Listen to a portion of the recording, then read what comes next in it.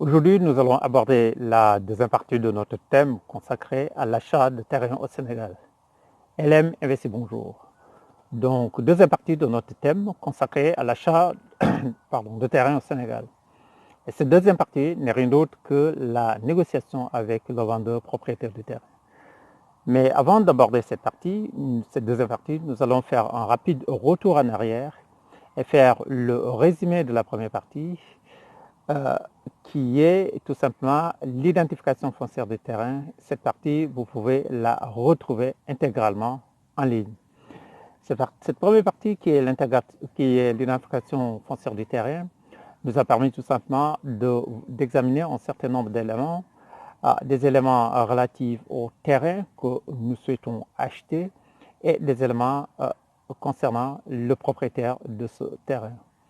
Et dans cette première partie, on a vu un certain nombre de points, notamment le premier point qui est les catégories foncières du terrain, c'est-à-dire les différents types de propriétés qu'on peut retrouver au Sénégal, notamment les plus récents, les plus fréquents, tels que le titre foncier, le bail, la délibération, etc., etc. Nous avons également vu les droits qui sont attachés à chaque titre de propriété. Et deuxième point, on a pu voir qu'en tant qu'acheteur, on a la possibilité de vérifier le vrai propriétaire du terrain avant même d'engager le processus de négociation en vue d'acheter le terrain. Et cette vérification, nous pouvons la faire à partir des documents tels que l'état des droits réels. Troisièmement, on a pu également examiner l'emplacement topographique du terrain à partir des éléments tels que le SNICAD et les coordonnées topographiques.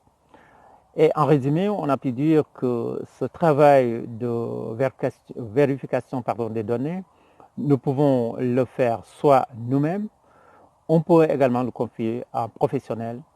Et l'un des professionnels les mieux placés pour nous accompagner dans cette phase de vérification des données n'est rien d'autre que le géomètre agréé.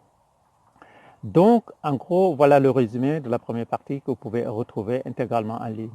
Maintenant, nous allons aborder la deuxième partie de notre thème qui est la négociation avec le vendeur propriétaire du terrain. Cette partie a pour objet de nous éviter d'acheter des terrains à des prix exorbitants. Et donc, cette partie, nous allons aborder un certain nombre de points. Le premier point, on va tout simplement découvrir les motivations du vendeur, pourquoi le vendeur vend son terrain. Ensuite, deuxièmement, nous allons tout simplement découvrir le prix de vente du vendeur. Et troisièmement, nous allons faire une offre de prix, c'est-à-dire nous allons proposer notre propre prix en tant qu'acheteur. Si nous reprenons étape par étape ces différents points, le premier point, on a parlé de la découverte des motivations du vendeur. Et ce point est très important parce qu'il nous permet tout simplement de préparer la négociation avec le vendeur, c'est-à-dire de mettre en place une stratégie de négociation avec le vendeur. Et pour ce faire, nous allons donc procéder à la découverte des motivations du vendeur. Et pour découvrir les motivations du vendeur, nous allons tout simplement lui poser la question de savoir pourquoi vendez-vous ce terrain.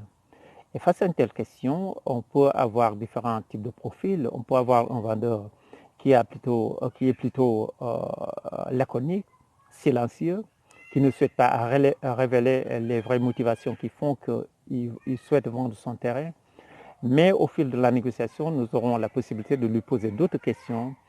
Et en fonction de sa réponse et en fonction de son attitude, nous pourrons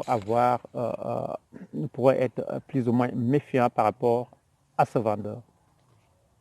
Nous pourrons également avoir un autre profil, c'est-à-dire un vendeur tout à fait transparent, très, très honnête, qui souhaite tout simplement nous dire ses vraies motivations. À ce niveau, on peut s'attendre à plusieurs sortes de réponses. On peut avoir une réponse telle que je vends ce terrain parce que tout simplement j'ai constaté que pendant la saison des pluies, il y a des stagnations d'eau sur ce terrain. Alors, s'il y a stagnation d'eau, c'est peut-être que le terrain est inondable. La question, c'est que allez-vous acheter un terrain inondable? Bien sûr que non. Même si vous allez au-delà de cette information capitale, vous allez certainement consulter un professionnel, par exemple un professionnel capable de faire le nivellement, c'est-à-dire faire des travaux de nivellement de telle sorte que le terrain devient non inondable. Et dans ce cas, vous allez tout simplement faire estimer les travaux de nivellement et le coût de ces travaux, vous allez tout simplement l'intégrer dans la négociation que vous aurez à avoir avec le propriétaire du terrain. Vous pouvez également avoir une réponse telle que je vends ce terrain parce que je suis un professionnel de l'immobilier et mon rôle c'est d'acheter les terrains et les revendre, ce qui est courant, ce qui est pratique également quand on travaille dans le secteur de l'immobilier. Mais quand vous avez une telle réponse, sachez que cette personne qui achète des terrains et les revend va certainement les revendre avec une certaine plus-value. Et ce qui est également normal, c'est son job, mais votre rôle, c'est d'éviter d'acheter le terrain avec une très grande plus-value, c'est-à-dire un prix exorbitant, un prix supérieur à celui du marché.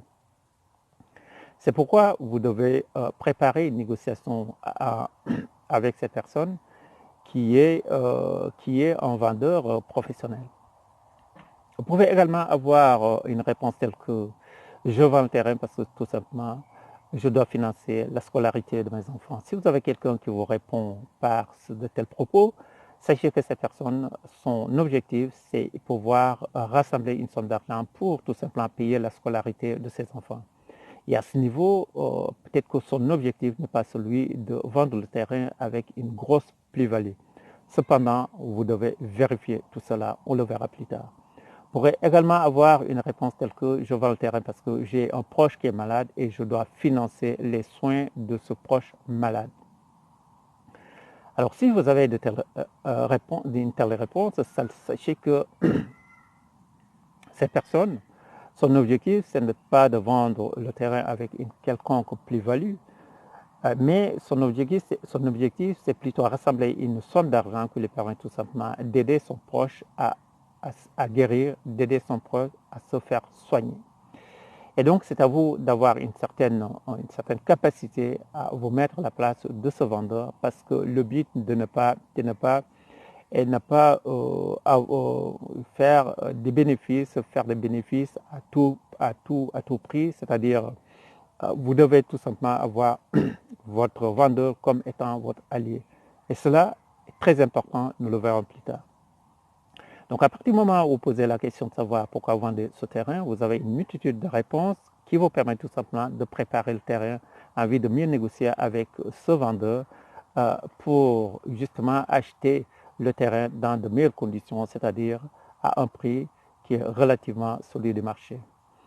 Et donc, une fois que vous avez cette information, c'est le moment de le questionner sur le prix de vente. Donc, nous avons abordé ce deuxième point qui est la découverte du prix de vente proposé par le vendeur. Alors, il se trouve que lors des négociations que vous avez eues avec le vendeur, lors des différents échanges que vous avez eus avec le vendeur vous a déjà annoncé le prix de vente de son terrain. Mais si tel n'est pas le cas, c'est le moment de lui poser la question de savoir quel est le prix de terrain. Quel est le prix du terrain qu'il souhaite vendre? À ce niveau, il va vous dire le prix parce qu'il souhaite vendre le terrain. Et une fois qu'il vous a dit le prix, vous enchaînez avec une seconde question qui est celle de savoir quel est votre dernier prix. Cette question est très très importante parce qu'elle a une dimension psychologique. Elle a une dimension psychologique parce qu'elle renvoie un message très très fort au vendeur. Le premier message, c'est une façon de lui faire comprendre que le prix qu'il annonce est pour vous exorbitant et pour vous trop cher. Et le deuxième message, c'est une invitation indirecte à ce qu'il fasse un effort par rapport à ce prix, c'est-à-dire qu'il fasse une remise sur le prix avancé. Alors, vous pouvez donc avoir une réponse de la part de vendeur, soit une réponse qui consiste à vous dire, bon, écoutez, Je vous ai dit mon prix, je vous ai dit mon premier prix et cela reste également mon dernier prix. Donc, vous savez que ce vendeur n'est pas prêt à vous consentir une quelconque remise pour l'instant. Nous verrons ça plus tard. Vous pourrez également avoir un vendeur qui vous trouve sympathique, c'est-à-dire que les affinités se sont installées et que ce vendeur a vraiment envie de vendre son terrain et il va faire un effort pour justement vous vendre ce terrain. Il va certainement vous accorder une remise. Et à ce niveau, sachez qu'à chaque fois que vous avez une remise par rapport au prix de vente, cela est très très important parce que cette remise vous permet tout simplement de réinvestir sur le terrain pour justement faire évoluer les garanties que vous pouvez obtenir sur ce terrain. Ça vous permet également de mieux sécuriser votre terrain. Donc, vous avez le prix de vente, vous avez le dernier prix que le vendeur propose. Maintenant, c'est à vous de proposer votre prix en tant qu'acheteur. Le troisième point. Mais avant de proposer le prix en tant qu'acheteur, vous allez tout simplement demander au vendeur de vous accorder 2 à 3 jours. Et pendant ce temps, vous allez tout simplement vous renseigner sur le prix du marché. Vous allez vous renseigner auprès des environnants, c'est-à-dire auprès des alentours, au niveau de la localité où se trouve le terrain. Vous pouvez vous renseigner auprès des voisins, auprès du voisinage. Vous pouvez tout simplement vous renseigner auprès des professionnels de l'immobilier. Vous pouvez également confier ce travail à votre géomètre, qu'il ait le soin d'aller se renseigner pour vous et qu'il puisse se renseigner pour savoir quel est le prix du marché. Mais une fois que vous avez toutes ces informations, tous ces renseignements, vous allez pouvoir revenir vers votre vendeur et conclure et finaliser, j'allais dire, la négociation. Mais quand vous revenez vers votre vendeur, 3 hypothèses vont se poser. La première hypothèse, c'est que finalement, vous vous êtes rendu compte que effectivement, le prix proposé par le vendeur est un prix exorbitant par rapport au prix du marché. Et à ce niveau, en toute connaissance de cause, vous allez pouvoir négocier avec votre vendeur en vue de diminuer le prix ou tout au moins l'acheter le terrain à un prix qui est celui du marché. Deuxième hypothèse, vous vous êtes rendu compte que le prix proposé par le vendeur est celui du marché. Alors, est-ce que vous allez vous contenter du prix du marché ou alors vous allez négocier avec votre vendeur en vue de faire diminuer le prix de 10 à 20, 30% par rapport au prix du marché? À vous de voir. Sachez qu'à chaque fois que vous négociez, que vous faites des économies sur le prix de vente, cela vous permet donc de pouvoir sécuriser le maximum possible votre terrain. Troisième hypothèse, vous vous êtes rendu compte que le prix proposé par votre vendeur est déjà très inférieur par rapport au prix du marché. Est-ce que vous allez encore négocier ou pas? Vous pouvez le faire, pourquoi pas. Mais sachez que l'intérêt pour vous et pour votre vendeur, c'est que les deux parties soient satisfaites de cette transaction, de cette vente.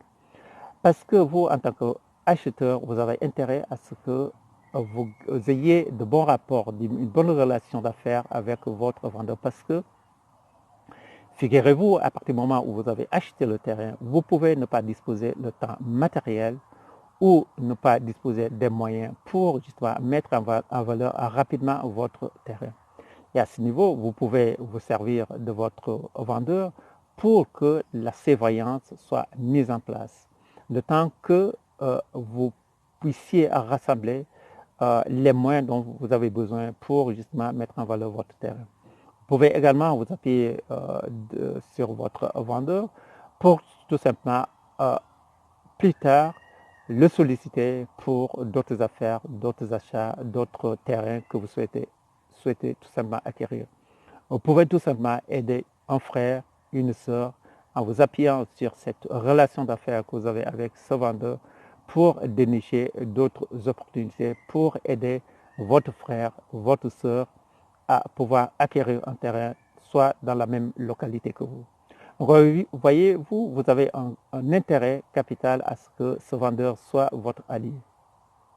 Et une fois que vous êtes d'accord, vous êtes tombé d'accord sur le prix de vente, maintenant il faut conclure la vente. Et la conclusion de la vente pour moi, la conclusion fait partie des mesures de sécurité qui vont tout simplement vous permettre de sécuriser l'acquisition de votre terrain.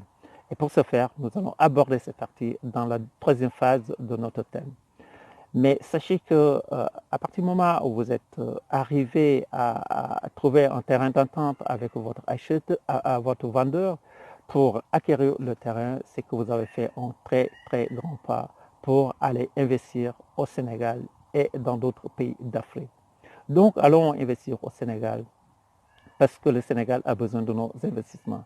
Parce que nos investissements sont des sources de développement pour le Sénégal. Nous avons également besoin du Sénégal parce qu'en investissant au Sénégal, surtout dans le domaine de l'immobilier, qui est l'un des secteurs les plus rentables et les plus sûrs, nous allons tout simplement constituer un patrimoine qui nous enrichit. C'est pourquoi il faut aller investir massivement au Sénégal. Écoutez, si cette vidéo vous a plu, je vous propose tout simplement de la partager autour de vous. Et si vous avez des questions, des suggestions, écoutez, elles sont les bienvenues. Je vous remercie, à très bientôt.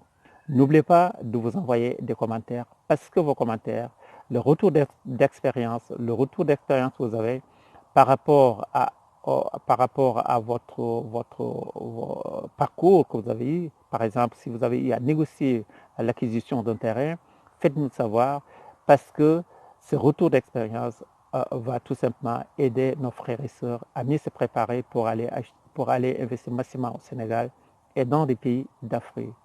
N'oubliez pas surtout de vous abonner pour recevoir les prochaines vidéos. Je vous remercie, à très bientôt.